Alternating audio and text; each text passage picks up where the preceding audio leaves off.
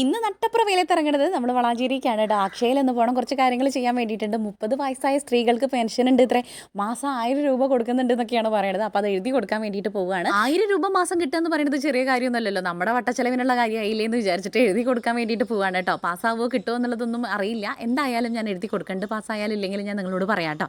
അങ്ങനെ നമ്മളിതാ വളാഞ്ചേരി അക്ഷയയിൽ എത്തിയിട്ടുണ്ട്. ഗംഭീര തിരക്കായിരുന്നു കേട്ടോ. പുറത്തുനിന്ന് നോക്കുമ്പോൾ തന്നെ ചെരുപ്പിൻ്റെ എണ്ണം കണ്ടപ്പോൾ തന്നെ എൻ്റെ കിളി പോയിട്ടുണ്ടായിരുന്നു. എന്തായാലും വന്നതല്ലേ, എഴുതി കൊടുത്തിട്ടേ പോവുള്ളൂ എന്ന് വിചാരിച്ചിട്ട് ഞാൻ അതിനകത്ത് കയറി ഇരുന്നിട്ടുണ്ടായിരുന്നു. ഇത് അപ്ലൈ ചെയ്യാൻ വേണ്ടിയിട്ട് എന്തൊക്കെ പ്രൂഫാണ് കൊണ്ടുപോകേണ്ടത് നിങ്ങൾക്ക് എല്ലാവർക്കും അറിയാം, എന്നാലും ഞാൻ കൊണ്ടുപോയത് പറയാം കേട്ടോ. SLC ബുക്ക്, പാസ്ബുക്ക്, പിന്നെ പറഞ്ഞിട്ടായിരുന്നു ആധാർ, ഇങ്ങനെയുള്ള സാധനങ്ങളൊക്കെ ആയിരുന്നു ഞാൻ കൊണ്ടുപോയിട്ടുണ്ടായിരുന്നു. ഒരു ഫോട്ടോയോ കേട്ടോ. അപ്പോൾ അതൊക്കെ എല്ലാം എടുത്തിട്ട് ഞാൻ അപ്ലൈ ചെയ്യാൻ വേണ്ടിയിട്ട് തന്നു. ഒരു 2-2.5 മണിക്കൂർ ഞങ്ങൾ അങ്ങനെ ഇരുന്നിട്ടുണ്ടായിരുന്നു. ഹോസ്പിറ്റലിൽ ഉണ്ടാവില്ല എത്ര തിരക്ക്, അത്രയും തിരക്കുണ്ടായിരുന്നു കേട്ടോ. അവരെ പറഞ്ഞിട്ടും കാര്യമില്ല, സൈറ്റ് പോയോണ്ടും വന്നുകൊണ്ടൊക്കെ ഇരിക്കുകയായിരുന്നു കേട്ടോ. അങ്ങനെ 2-2.5-3 മണിക്കൂർ ഇരുന്നിട്ട് എനിക്ക് ചെയ്യേണ്ട സമയമായപ്പോൾ അതിൻ്റെ OTP കാര്യങ്ങളൊന്നും അപ്ലോഡ് ചെയ്യാൻ വേണ്ടി പറ്റിയിട്ടുണ്ടായിരുന്നില്ല. സൈറ്റ് അപ്പോഴേക്കും പോയിട്ടുണ്ടായിരുന്നു. അപ്പോൾ എന്നോട് 2 ദിവസം കഴിഞ്ഞിട്ട് വിളിക്കാമെന്ന് പറഞ്ഞിട്ട് ഞങ്ങൾ തിരിച്ചയച്ചു.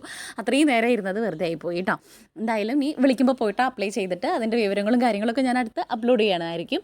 അപ്പോൾ ആരെങ്കിലും കൊടുക്കാത്തവരുണ്ടെങ്കിൽ വേഗം പോയിട്ട് കൊടുത്തോളൂ. ഇതൊക്കെ ഇപ്പോൾ ഈ പറഞ്ഞ പോലെ നമുക്ക് ചെയ്യേണ്ട സമയത്തല്ലേ ചെയ്യാൻ വേണ്ടിയിട്ട് പറ്റുള്ളൂ.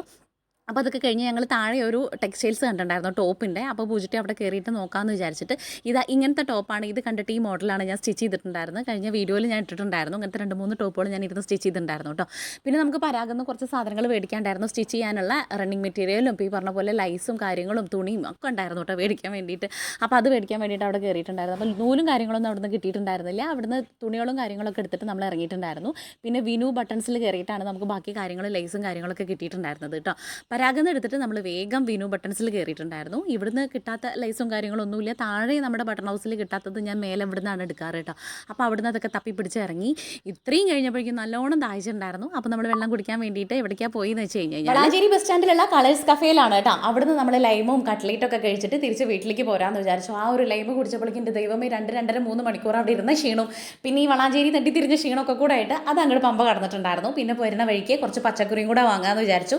എന്തെങ്കിലും വീട്ടിലെത്തി ഞം കഴിക്കണ്ടേ. അപ്പോൾ പച്ചക്കറിയും കൂടെ വാങ്ങിയിട്ട് തിരിച്ച് വീട്ടിലേക്ക് പോരാണ്. നിങ്ങൾക്ക് വീഡിയോ ഇഷ്ടമാണെങ്കിൽ സബ്സ്ക്രൈബ് ചെയ്യുക, ലൈക്ക് ചെയ്യുക, ഷെയർ ചെയ്യുക, കമൻറ്റ് ചെയ്യുക. നാളെ കാണാം. Tata bye, see U.